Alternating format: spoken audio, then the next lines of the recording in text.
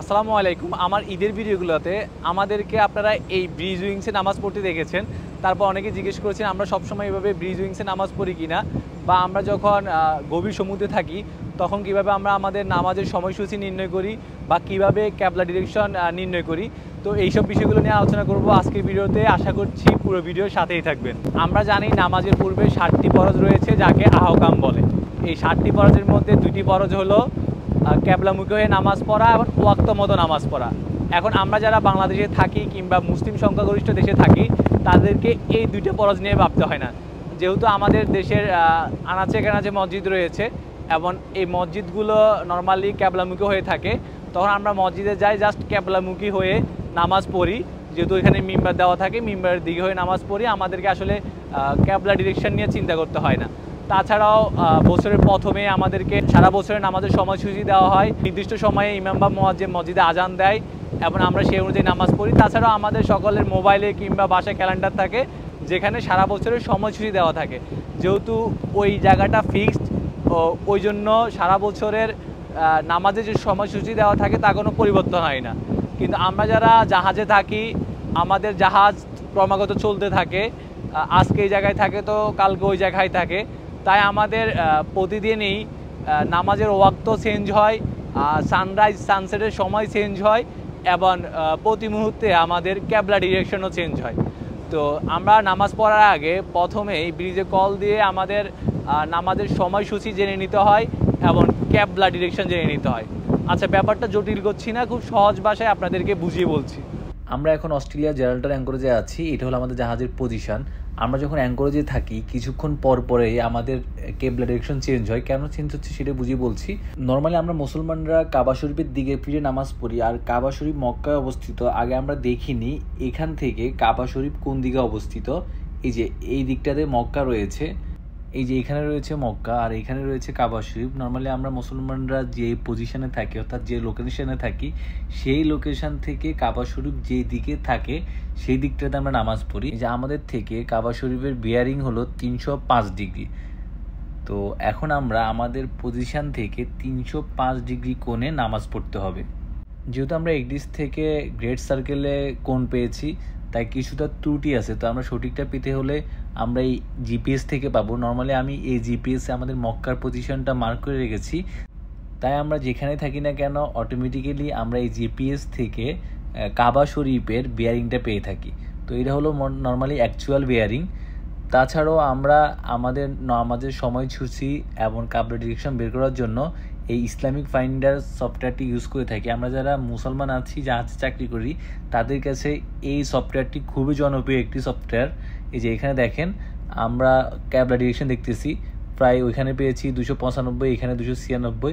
তো 1 ডিগ্রি আসলে কোনো কিছু না, 5-6 ডিগ্রি এলোমেলো হতে পারে, সমস্যা নাই। এই যে এখানে আমরা আমাদের জিএমটি টাইমটা আপডেট করি, জিএমটি টাইম, এবং এই যে উপরে দেখছেন ল্যাটিটিউড লঙ্গিটিউড। নর্মালি আমরা আমাদের বর্তমান পজিশনে ল্যাটিটিউড লঙ্গিটিউড আর জিএমটি টাইম দিলেই এর সাপেক্ষে আমরা ক্যাবলা ডিরেকশন পাই আর নামাজের সময়সূচিটা পেয়ে থাকি। ইসলামিক ফাইন্ডার সফটওয়্যার ছাড়াও আমরা নটিক্যাল আলমানাক ইউজ করে থাকি। নর্মালি এটা একসময় বই আকারে ছিল, বাট এখন আমরা এটা সফট কপি ইউজ করি। তো নটিক্যাল আলমানাক থেকে আমরা নর্মালি নামাজের সময়সূচি বের করি সানরাইজ এবং সানসেটের সাপেক্ষে। এই দেখতেছেন এখানে একটা ডেট দেওয়া আছে, অক্টোবর মাসে 21, 22, 23 তারিখের জন্য দেওয়া আছে। তো এই যে এখানে আছে, আপনারা দেখেন, আপনাদেরকে দেখাচ্ছি আমাদের বর্তমান লোকেশনের ল্যাটিটিউডের সাপেক্ষে আমরা এখান থেকে সানরাইজ, সানসেট, মুনরাইজ এবং মুনসেট পাচ্ছি। তো ক্যালকুলেশন করে আমরা নর্মালি সানরাইজ এবং সানসেট বের করি। তো সানরাইজ নর্মালি আমাদের ফজর নামাজের শেষ সময়, আর মাগরিবের নামাজ আমরা বের করি সানসেট থেকে। আর নিচে দিয়ে আছে মেরিডিয়ান প্যাসেজ। মেরিডিয়ান প্যাসেজের মাধ্যমে হলো আমরা জোহরের নামাজের সময়সূচি বের করি। তো নর্মালি নটিক্যাল আলমানাক থেকেও আমরা আমাদের নামাজের সময়সূচি ক্যালকুলেশন করে বের করতে পারি। লোকেশনের সাপেক্ষে ক্যাবলা ডিরেকশন বের করার পর আমরা তখন আমাদের জাহাজের সাপেক্ষে ক্যাবলা ডিরেকশন বের করি। যেহেতু আমরা আমাদের জাহাজের একটা কেবিনে নামাজ পড়ি, যখন আমাদের জাহাজের হেডিংটা চেঞ্জ হয়ে যায় তখন কিন্তু আমাদের ওই রুমের সাপেক্ষে আমাদের ক্যাবলা ডিরেকশনটাও চেঞ্জ হয়ে যায়। আর একটু সহজ ভাষায় আপনাদেরকে বুঝিয়ে বলছি। বর্তমানে আমাদের শিপের হেডিং হলো 195 ডিগ্রি, আর আমাদের ক্যাবলা ডিরেকশন হলো 295 ডিগ্রি। অর্থাৎ এই দিকটাতে হলো আমাদের ক্যাবলা ডিরেকশন। এখন যদি আমরা ঘড়ির কাঁটার মতো তুলনা করি তাহলে আমাদের এই রুমের সাপেক্ষে আমাদের ক্যাবলা ডিরেকশন হবে 3:30টার মতো, ঠিক এই দিকটাতে। এখন আমি যদি আমাদের এই ব্রিজ রুমটাতে নামাজ পড়ি আর এটা যদি আমাদের শিপের হেড হয় তাহলে হেডের সাপেক্ষে আমাদের ব্রিজ রুমের ক্যাবলা ডিরেকশন হবে এই দিকটাতে, ঠিক ঘড়ি কাঁটার মতো 3:30টা এই দিকটাতে হয়। এই যে দেখেন এখানে 12টা, এই দিকটাতে 3টা, এই দিকটাতে 6টা, এই দিকটাতে 9টা, আবার এই দিকটাতে 12টা। অর্থাৎ আমরা যদি এখন এই রুমটাতে নামাজ পড়ি তাহলে শিপের হেডের সাপেক্ষে আমাদের ক্যাবলা ডিরেকশন হবে এই দিকটাতে, অর্থাৎ 3:30টার দিকে। এখন আমরা অ্যাঙ্করেজে আছি, কিছুক্ষণ পর আমাদের জাহাজের হেড ঘুরে যাবে। আমি আপনাদেরকে আরেকটা এক্সাম্পল দিচ্ছি, আশা করছি সেটা দেখলে আরও বেশি ক্লিয়ার হয়ে যাবেন। এই যে এখন আমাদের শিপের হেডিং হলো 235 অর্থাৎ 235 ডিগ্রি, আর আমাদের ক্যাবলা ডিরেকশন হলো 295 ডিগ্রি। তার মানে হলো আমাদের ক্যাবলা ডিরেকশনও এই দিকে, অর্থাৎ এখনকার জন্য আমাদের ক্যাবলা ডিরেকশন হলো 2টা। এখন যদি আমরা এই রুমটাতে নামাজ পড়ি তাহলে আমরা এই দিকটাতে ফিরে নামাজ পড়বো।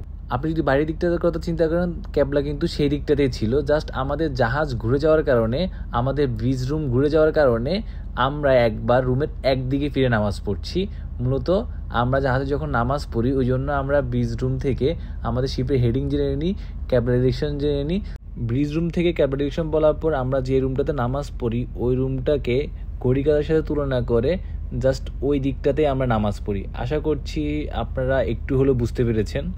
তো এই ভিডিওতে আমি চেষ্টা করছি খুব সহজে আপনাদের কাছে বিষয়টা তুলে ধরতে। আমি জানি না আপনারা কতটুকু বুঝেছেন। তো ভিডিওটা আপনাদের কেমন লেগেছে কমেন্ট বক্সে জানাতে পারেন। আমি সবসময় এরকম সমুদ্র রিলেটেড ভিডিও করে থাকি। ভিডিওগুলো যদি আপনাদের ভালো লাগে তাহলে আমার সেলর সাইয়ের পেজটি ফলো দিয়ে রাখতে পারেন। সবগুলো সামাজিক যোগাযোগ মাধ্যমে সেলর সাই নামে আমাকে পেয়ে যাবেন। আশা করছি ভিডিওগুলো যদি আপনাদের ভালো লাগে তাহলে সবগুলো সামাজিক যোগাযোগের মাধ্যমে আমার সাথে কানেক্টেড থাকবেন। ধন্যবাদ সবাইকে।